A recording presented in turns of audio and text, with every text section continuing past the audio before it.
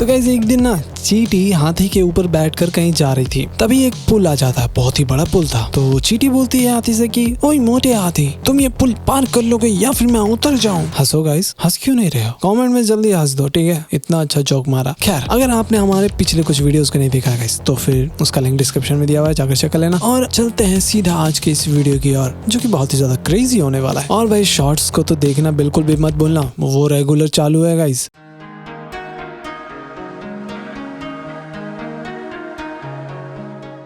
तो भाई वीडियो के स्टार्टिंग में अपना इटाची उस हेडबैंड को देख रहा था। फिर अगली सुबह वो अपने फादर को देखता है कि वो कुछ लोगों से बात कर रहे थे। तो फादर इटाची से पूछता है कि क्या वो मिशन से वापस आ रहा है। फिर चलते चलते इटाची कहता है वेल मैं अभी गेनिन हूँ तो मुझे मिशन पर जाना पड़ता है। फादर बोलते है कि हाँ सही कहा, जब से उचिया क्लैन यहाँ पर रहने लगे हैं 3 साल गुजर चुके हैं, हमें विलेज से दूर रखा गया है। उचिया भी अब खफा खफा रहने लगे हैं, उम्मीद करता हूँ कि दोबारा अपनी पावर को हम गैदर कर लेंगे। तो इटाची उन्हें उधर देखने के लिए बोलता है। एक्चुअली विलेज के लोग फुगाकू की बहुत ही इज्जत करते हैं, सभी लोग बहुत ही खुश थे। तो इटाची बोलता है कि सॉरी फादर, आप उचिया क्लैन के लीडर हो, मुझे गर्व है, आपके बगल में चलने का मौका मिला मुझे। तो फुगाकू बोलती ऐसी कोई बात नहीं है, क्या तुम कुछ खाना चाहोगे घर जाते हुए? थोड़ी देर बाद हम देखते हैं कि उस दुकान में तो कुछ था ही नहीं खाने के लिए, दोनों बस बाहर खड़े थे। तभी वहाँ पर इजुमी आती है, उसके हाथों में कुछ स्नैक्स था। थोड़ी देर बाद वो नदी के किनारे इजुमी बोलती है कि मुझे माफ करना इटाची, क्या मैं आप दोनों के बीच आ गई थी?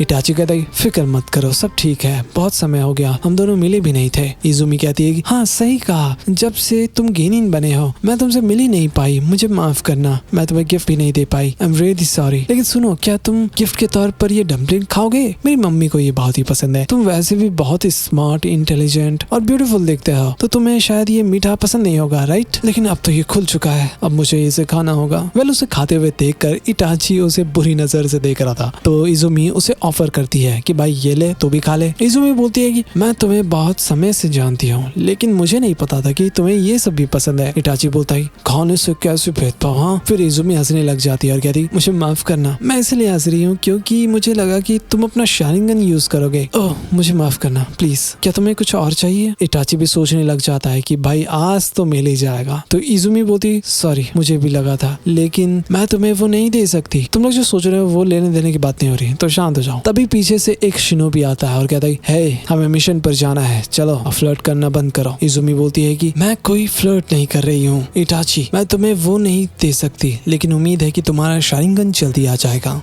देखा यहाँ शारिंगन की बात हो रही थी, तुम लोग क्या सोच रहे थे, और तब मैं तुम्हें कॉन्ग्रेचुलेट करूंगी। फिर कुछ टाइम बाद लेडी कैट पूछती है कि हे कैप्टन, क्या तुम मुझे थोड़ा डिस्काउंट दे सकते हो जो मैंने मांगा था? तो कैप्टन बोलते हैं कि मुझे माफ करना मैम, लेकिन मैं ये नहीं दे सकता। ठीक है, हमने मिशन को एक्सेप्ट कर लिया है, क्या तुम लोगों को समझ आ गया है? फिर एक लड़का यानी तेनमा कहता है कि नहीं, मुझे ये चीज समझ ही नहीं आ रहा। मिनाजुकी सेंसेई, हमें कैट को ढूंढना है, राइट? लेकिन आप ये हमें क्यों पहनाना चाहते हो? फिर तेनमा और शिंको दोनों लड़ने लग जाते हैं। तो लेडी कैट एक लड़की को जगाने के लिए बोलती है, लेकिन वो बेचारी मस्त नींद में सोई हुई थी। फिर लेडी कैट बोलती है कि तुम लोग किसी आम कैट को नहीं ढूंढ रहे, वो निंजा कैट है, वो जगह कैट का है, समझो जरा। शिंको बोलती है कि ओह अच्छा अब मैं समझी, इसलिए आप हमें ये पहनाना चाहते हो ताकि हम उनकी बातों को समझ सके, राइट? तभी उसका आंख चमकने लग जाता है क्योंकि भाई इटाची इतना ज्यादा क्यूट लग रहा था कि भाई तुम्हारी जीएफ भी इस पे फिदा हो जाए। ओह तुम्हारी तो है नहीं, सॉरी। फिर तेनमा कहता है कि तुम ग्रेजुएट हो चुके हो और तुम्हें जरा सा भी शर्म नहीं आ रहा इटाची। तो इटाची कहते शर्म? कैसा शर्म, ये तो एक मिशन है ना। फिर उसके सेंसे कहते हैं ठीक है, अब कोई लड़ाई झगड़ा नहीं होगा, ये देखो ये कैट का फोटो है जिसे हमें ढूंढना है। वो कैट सच में बहुत ही अजीब लग रहा था गाइस, और उदास भी था। फिर थोड़ी देर बाद शिंको उस कैट से बात कर रही थी, आई मीन सभी कैट से बात करने की कोशिश कर रही थी। तभी तेनमा आकर कहता है कि हे अब तुमने ये हेडबैंड लगा लिया है तो म्याऊ म्याऊ करना बंद करो, मुझे कुछ भी समझ नहीं आ रहा। भाई अब होना क्या था, उसे भी वो हेडबैंड पहना देती है। फिर मिनाजुकी सेंसे कहते हैं कि हम अब टीम में बट जाएंगे, मेरे साथ इटाची रहेगा और तेनमा और शिंको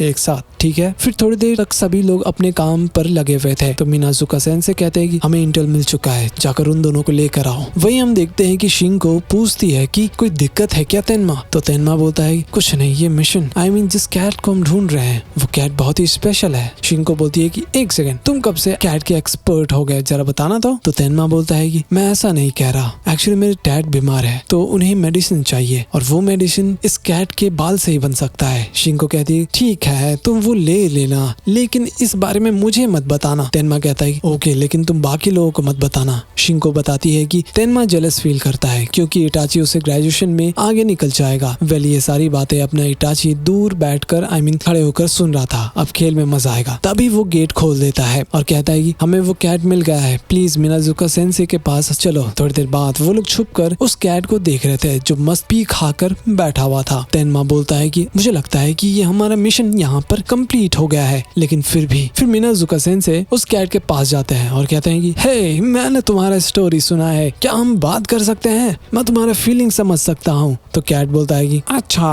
अब मैं समझा, तुम्हें भी कोई लड़की भाव नहीं देती। भाई ऐसे बेइज्जती कौन करता है यार। फिर थोड़ी देर बाद वो दोनों मस्त पी रहे थे पानी। तुम्हें तो पता ही है मिनाजुकी थोड़ा लड़की का बेइज्जती कर देते हैं, उसकी बंदी का। तो वो कैट भड़क जाता है और पंजा मार देता है क्योंकि भाई उसकी बंदी की कोई और क्यों बुराई करेगा। तभी वो तीनों भी चले जाते हैं मदद करने के लिए और फिर वो कुनाई भी फेंकते हैं, हालांकि वो बच जाता है। तार कहता है आखिर यहाँ पर चल क्या रहा है, मैं तुम लोगों के हाथ नहीं आने वाला। फिर वो सीधा भाग जाता है और उनका पीछा सभी लोग कर रहे थे। फिर तेनमा आगे चला जाता है, लेकिन भाई वो एक पत्थर से जोर से टकरा जाता है और बेहोश भी हो गया था। तो उसे देखने शिनको आती है और तुरंत ही जोर जोर से चिल्लाने लग जाती है। हालांकि इटाची उसे देखने के लिए जाता है और पता चलता है कि शिनको का भी उस कैट ने बैंड बचा दिया था। तो इटाची उसे ढूंढने के लिए निकल जाता है और देखता है कि वो सोच रहा था कि उस कैट को कैसे रोका जाए। वो अपना कुनाई तैयार रखा था और फेंकता है, लेकिन भाई वो निंजा कैट था, वो बड़े ही आराम से बच जाता है। कैट भी इटाची को नीचा दिखा रहा था कि वो कुछ भी नहीं कर सकता, लेकिन रुको जरा, इटाची का कुनाई ऊपर फंसा हुआ था। तभी वो नीचे गिरता है और वो बिल्ली का मूंछ कट जाता है। बेचारी बिल्ली सीधा जाकर इटाची के बाहों में गिरती है क्योंकि अभी इजुमी का टाइम नहीं आया है। थोड़ी देर बाद हम देखते हैं कि तेनमा कैट का मूंछ पकड़ने में लगा हुआ था, लेकिन रुको जरा, वो किसी गड्ढे में ही गिरने वाला था बेचारा। हालांकि इटाची आ जाता है और उसे रस्सी से बचा लेता है। थोड़ी देर बाद कैट की मॉम डैड माफी मांग रहे थे कि इसके वजह से इतना मुसीबत हुआ। फिर वो बिल्ली भी बताता है कि वो तो बस अपना बेस्ट दुल्हन ढूंढ रहा था, लेकिन उसे कोई मिले ही नहीं। फिर लेडी कैट बोलती है जो भी हुआ